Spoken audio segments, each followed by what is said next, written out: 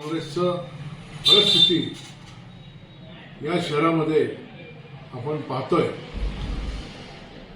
की केंद्रामध्ये भारतीय जनता पार्टीचं राज्य आलेलं आहे, महाराष्ट्रामध्ये भारतीय जनता पार्टीचं राज्य आलं आहे, इतर पक्षांमध्ये आज सोलापुरात देखील आज या ठिकाणी काँग्रेसला पिछेहाट झालेली आहे। मनाला वाईट वाटतं की काँग्रेसचे आमचे कार्यकर्ते आम्ही कुठे कमी पडलो याचा आम्ही विचार करीत आहोत। आणि या सगळ्या गोष्टीचा विचार करत असताना अनेक कार्यकर्ते, अनेक माजी महापौर असतील, अनेक काँग्रेसचे ज्येष्ठ नेते असतील, त्यांचं म्हणणं एवढंच आहे की आपण कुठेतरी कमी पडतो आणि त्याच्याकरता सोलापुरातलं काँग्रेस पक्षाचं जे नेतृत्व आहे, अध्यक्षपद, हे अध्यक्षपद बदललं पाहिजे असं त्यांचं सगळ्यांचं म्हणणं पडलेलं आहे। याबाबत पक्षश्रेष्ठीला देखील आम्ही त्यांच्या कानावरती या गोष्टी घडलेल्या आहेत। तर जोपर्यंत ह्या गोष्टी लवकर होत नाही तोपर्यंत काँग्रेस परत एकदा उभारी घेऊ शकणार नाही असं आम्हाला वाटतं। कारण आमदारकीच्या निवडणुकीमध्ये त्यावेळी अध्यक्षांना कोणाला तरी प्रभारी करा आणि सगळ्यांना त्या ठिकाणी मदत होईल असं सांगितलं होतं, पण ते राहून गेले। परवा कॉर्पोरेशनच्या इलेक्शनमध्ये देखील ही यंत्रणा व्यवस्थित राबली गेली नाही। आता आरिफ शेख साहेब इथं आहेत, आपण बघतोय अध्यक्ष आले, पण त्यांना माजी महापौर असून त्यांना त्या ठिकाणी ते पडले। सांगायला वाईट का वाटतं की फक्त 2 नगरसेवक आहेत काँग्रेसच्या इतिहासामध्ये आजपर्यंत सगळ्यात कमी आलेले हे फक्त 2च नगरसेवक आहेत। तर शेवटी नैतिकता आहे, नैतिकतेची जबाबदारी स्वीकारून ज्याने त्यांनी काम केलं पाहिजे असं मला वाटतं।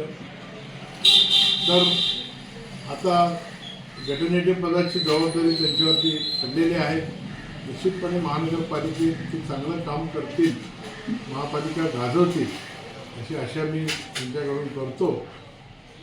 आणि या काँग्रेस कमिटीच्या, शहर जिल्हा काँग्रेस कमिटीच्या जो काही कार्यभार आहे त्याच्याकरता वेगळी कमिटी करून त्या ठिकाणी बदल करून करणं महत्त्वाचं आहे।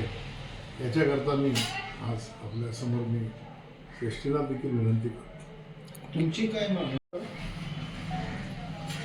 नैतिकता स्वीकारून राजीनामा द्यावा असं मागच्या वेळी शहर जिल्हा काँग्रेस कमिटीची जेव्हा मीटिंग झाली त्या मीटिंगमध्ये सर्व जे काही नगरसेवकांना तिकीट दिलं होतं त्या सगळ्यांना बोलून चिंतन शिबिर त्यावेळी प्रणितांनी घेतलं होतं। अनेक लोकांनी त्यावेळी जमून त्यावेळी सगळ्यांनी मागणी केलेली आहे, सगळ्यांनीच मागणी केलेली आहे। अनेक लोकांनी त्यांनी राजीनामा द्यावा म्हणून सांगितलं आणि ते देखील मागच्या वेळी मुलीच्या लग्नानंतर मी करतो असं त्यांनी हरिभाईंना पण बोललं, मला सगळ्या सांगितलं एवढं झाल्यानंतर मी करतो।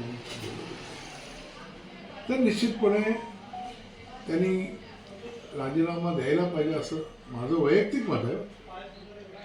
कारण आता एक महापालिकेची जबाबदारी आहे, एक व्यक्ती एक पद या उक्तीत ठरवून माननीय अनेक आमचे ज्येष्ठ नेत्यांना आम्ही विनंती केलेली आहे। बघू आता पुढे काय होतंय।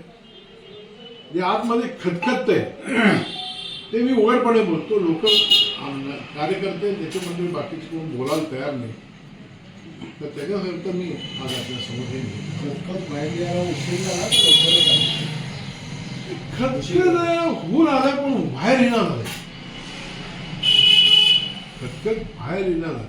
कारण परिस्थिती अशी निर्माण झालेली आहे, खासदारांवरती आज टीका होते। खासदारांनी मीटिंग घेतली कशासाठी की बाबा कार्यकर्त्यांना धीर द्यावा. आपण 2 पावलं मागं जाऊ म्हणून आलेलो आहोत, पण पुढं जात असताना आपण 2 पावलं आपण मागं घेतलेले आहेत असं सांगून त्यांनी पक्षांतर्गत सर्व कार्यकर्त्यांना त्यांनी त्या ठिकाणी धीर द्यायचा प्रयत्न केला. परंतु पालकमंत्र्यांनी या ठिकाणी त्याची रिॲक्शन कारण नसताना वेगळ्या संस्कृतीने त्यांनी दिलेलं आहे. 50 पावलं पडून देखील पाय वरती गेले राहिले असं म्हणणं हे संस्कृतीला शोधण्यासाठी. पालकमंत्र्याचा विषय तर आहे सर, पण अध्यक्षावर तुम्ही भाष्य करता. तेच सांगणार ना, त्याच्यावरतीच येतो त्याच्यावरतीच येतो की एवढी मोठी टीका झाली. मला पालकमंत्र्यांबद्दल तर हे करायचंच आहे, पण एवढी मोठी टीका टिप्पणी झाली असताना काँग्रेस कमिटी खतखत बाहेर का आली नाही? काय काँग्रेस कमिटीचे सर्व कार्यकर्ते गप्प बसले? एकटी सुमन जाधवनी फक्त स्टेटमेंट दिलं याच्यावरती, बाकी कुणीच स्टेटमेंट दिलं नाही. अध्यक्षांचं काम होतं त्यावेळी. त्याने अशा पद्धतीनं चुकीचे स्टेटमेंट जेव्हा एखाद्या आपल्या खासदारावरती येतात तेव्हा त्या ठिकाणी तुटून पडलं पाहिजे. त्यांनी माफी मागायला लावली पाहिजे होतं. एका भगिनीला या खासदार ठिकाणी जयकुमार गोरे साहेबांची बहीण असली असते तर त्यांनी बोलले असतं का असं? माझा त्यांना सवाल आहे. अशा पद्धतीने बोलतात. तुमच्या या पालकमंत्री पदाला हे शोभत नाही असं मला वाटतं. कारण आपण एवढ्या मोठ्या प्रमाणात आपला विजय झालेला आहे. आपण विजय देखील पचवायला शिकलं पाहिजे.